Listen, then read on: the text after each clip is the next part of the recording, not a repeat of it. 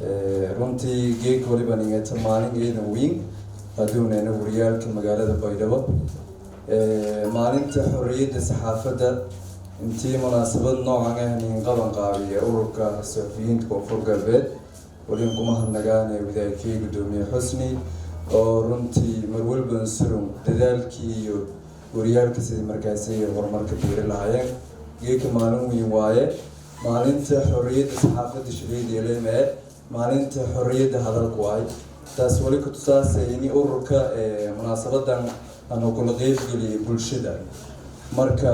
xorriyad qof walba aan baahan hadii hadal ay xorriyadda hadalka iyo xorriyadda saxaafadda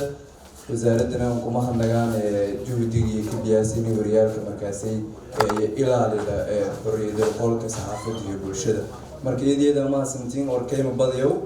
munaasabadan inuu ku qeyb galan eedeedan ka faraxsanaadeen in agaasimiyalka idaacadaha magaalada Baydhabo wariyaalka oo rajeeyeen runtii dadaal adag ka jirtaan bulshadana adeega haytaan caqabad mayba waa meel walba ku teeganta oo la rajeeyay in xorriyadda qolka oo yar dartii shaqadiina si miidibi doona oo dareera bulshadana adeega haytaan eedeedan ma